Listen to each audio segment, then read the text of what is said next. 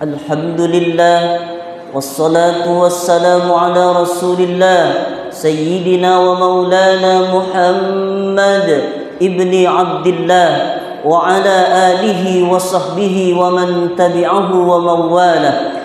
Ashhadu an la ilaha illallah wahdahu la syarika lah wa ashhadu anna sayyidana Muhammadan abduhu wa rasuluh la nabiyya ba'dah. Allahumma salli wa sallim wa barik ala sayyidina wa maulana Muhammadin nabiyil ummi wa ala alihi wa sahbihi wa barik wa sallim.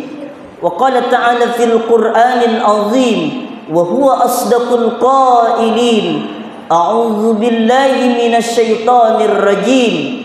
Ya ayyuhalladzina amanu taqullaha haqqa tuqatih wa la tamutunna illa wa antum muslimun. Wa qala ta'ala fi ayatil ukhra ya ayyuhalladzina amanu taqullaha wa qulu qawlan sadida yuslih lakum a'malakum wa yaghfir lakum dhunubakum wa man yuti'illaha wa rasulahu faqad faza fawzan 'azima. Ibadallah, usikum wa nafsi bi taqwallah wa ta'atihi faqad fazal muttaqun. Hadirin jamaah salat Jumat yang dimuliakan oleh Allah Subhanahu wa taala.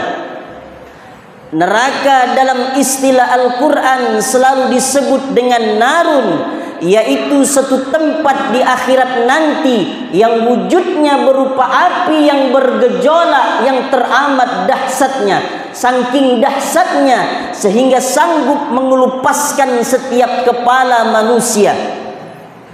Oleh karena itu Allah Subhanahu wa taala mengingatkan kita dalam Al-Qur'anul Karim surat At-Tahrim ayat 6. Apa kata Allah Subhanahu wa taala?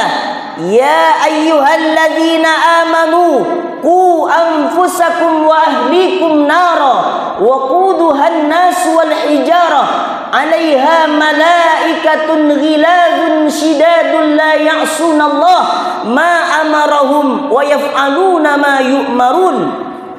Hei orang-orang yang beriman, yang tidak beriman mungkin tidak akan tersentuh dengan ayat ini. Karena memang Allah Subhanahu wa taala hanya mengajak orang-orang yang yakin dan percaya akan keberadaan Allah Subhanahu wa taala. Hei orang-orang yang beriman, selamatkan dirimu, keluargamu, istrimu, anakmu, orang tuamu, kerabat dekatmu, sahabat dekatmu dari siksaan api neraka Allah Subhanahu wa taala. Kenapa Allah mengatakan kita mesti selamat dari neraka Allah? Ada apa dengan neraka itu ya Allah? Wa quduhan nas wal hijarah, kata Allah Subhanahu wa taala. Neraka itu bahan bakarnya dari manusia dan batu. Allah Subhanahu wa taala kenapa mengatakan bahan bakar neraka itu selain manusia adalah batu? Karena batu itu bisa menyimpan panas beberapa hari. Batu itu kalau saking panasnya dia bisa meledak menjadi serpihan-serpihan yang kecil. Begitulah agaknya ketika seseorang yang masuk dalam neraka Allah Subhanahu wa taala dipanggang dengan api neraka Allah Subhanahu wa taala. Na'udzubillah summa na'udzubillah. Kata para ulama tafsir, kenapa bahan bakar neraka itu selain dari manusia adalah batu? Supaya kita merasakan ngeri, supaya kita merasakan takut, tidak main-main dengan ancaman dari Allah, siksaan dari Allah Subhanahu wa taala. Kemudian Allah Subhanahu wa taala mengatakan neraka itu Allah berikan, Allah jaga dengan penjaga yang kasar dan keras, yaitu malaikat-malaikatnya Allah Subhanahu wa taala. Allah ciptakan malaikat itu ketika di dalam neraka itu kasar dan keras, tidak ada lagi negosiasi, tidak lagi bisa disogok, tidak ada lagi bisa dibayar dengan uang, dengan harta, karena dia merupakan makhluk yang paling patuh kepada Allah Subhanahu wa taala, makhluk yang paling taat kepada perintah Allah Subhanahu wa taala. Kalau kata Allah bakar, bakar. Kalau kata Allah potong, potong. Begitu malaikat, tidak ada lagi negosiasi, tidak bisa ada lagi dibayar dengan apapun, karena malaikat patuh dengan perintah Allah Subhanahu wa taala.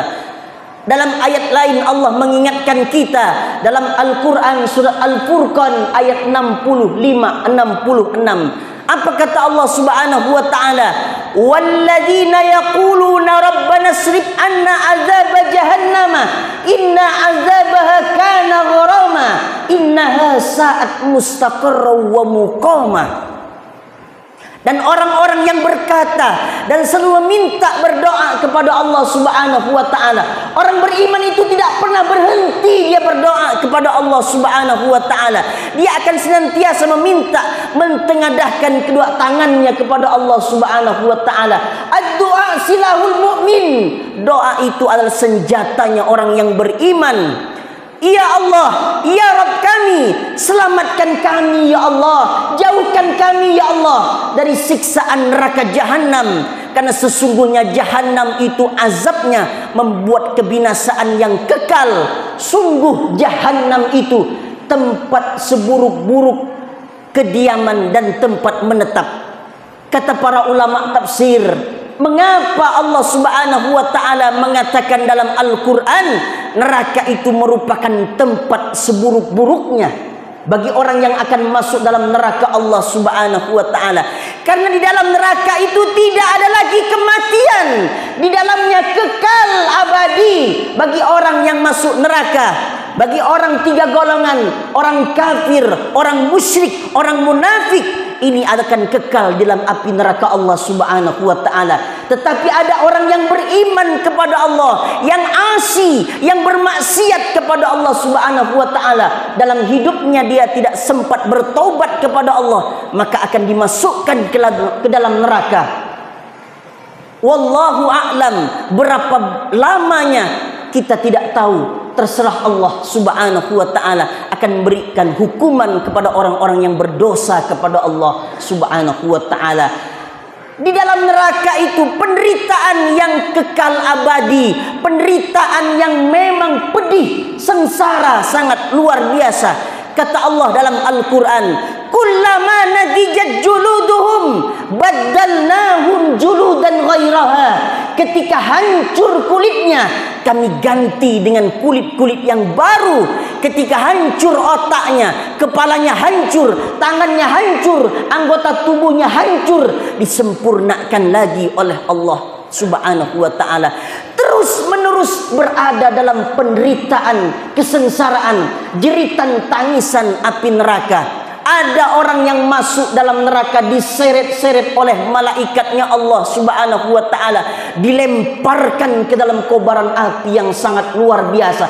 Ada orang penghuni neraka itu digunting lidahnya dengan gunting dari api neraka. Ada orang penghuni neraka itu yang dirangkeng, yang diikat dengan besi dari api nerakanya Allah Subhanahu wa taala. Allah Karim. Berapa lamanya?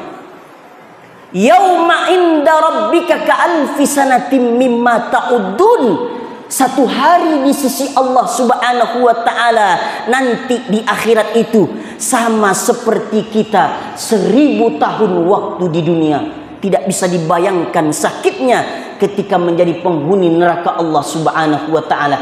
Selama ini mungkin kita lupa dengan apa yang sudah diceritakan oleh Allah dalam Al-Quranul Karim. Kita membaca Al-Quran, tapi kita jarang sekali untuk mengartikan Al-Quran itu, sehingga tak meresap ke dalam hati kita, sehingga tak dapat meneteskan air mata kita ketika melantunkan ayat-ayat Allah Subhanahu wa taala. Kita tentu menyadari dan pernah mendengar cerita dalam kitab Tambihul Ghafilin ketika Rasulullah sallallahu alaihi wasallam bertanya kepada malaikat Jibril, "Wahai malaikat Jibril, adakah nanti umatku yang akan masuk dalam neraka Allah Subhanahu wa taala?" Apa jawab malaikat Jibril alaihi salam? Ada ya Rasulullah, dialah umatmu yang punya dosa yang besar. Seketika mendengar Rasulullah sallallahu alaihi wasallam ada umatnya yang masuk dalam neraka, Rasulullah pingsan. Kemudian diambil kepalanya oleh malaikat Jibril, ditaruh di atas pangkuannya. Setelah sadar, apa kata Rasulullah sallallahu alaihi wasallam? Sungguh besar kesedihanku wahai malaikat Jibril. Aku tak sanggup melihat umatku ketika ada yang masuk dalam neraka Allah Subhanahu wa taala. Rasulullah ketika mendengar umatnya ada yang masuk neraka, Rasulullah pingsan. Hari ini melalui mimbar Jumat yang mulia ini pesan yang disampaikan oleh Allah dalam Al-Quran, disampaikan oleh Rasulullah sallallahu alaihi wasallam. Apakah ketika mendengar neraka ini kita akan semakin jauh dari Allah Subhanahu wa taala, atau semakin bertambah keimanan kita kepada Allah Subhanahu wa taala, atau adakah yang meneteskan air mata karena kita sudah diingatkan oleh Allah melalui ayat-ayatnya yang mulia dan hadis-hadis Nabi Muhammad sallallahu alaihi wasallam. Ketahuilah wahai saudaraku, kita disibukkan oleh dunia sehingga tak sempat kita merenung sejenak betapa umur kita sudah berkurang. Kullu nafsin dha'iqatul maut. Setiap manusia yang bernyawa pasti akan merasakan kematian. Silakan kerja, tapi jangan lupakan salat. Silakan cari harta, tapi cari dengan halal yang benar, yang diridhoi oleh Allah Subhanahu wa taala. Dunia yang dihadirkan oleh Allah Subhanahu wa taala supaya kita tidak jauh dari Allah Subhanahu wa taala, supaya kita tidak terlalu terlena, terbuai dengan kemewahan dunia yang sesaat, yang sementara, bahwa kita akan pulang menghadap Allah Subhanahu wa taala. Bekal salat Jumat inilah yang akan kita bawa pulang menghadap Allah.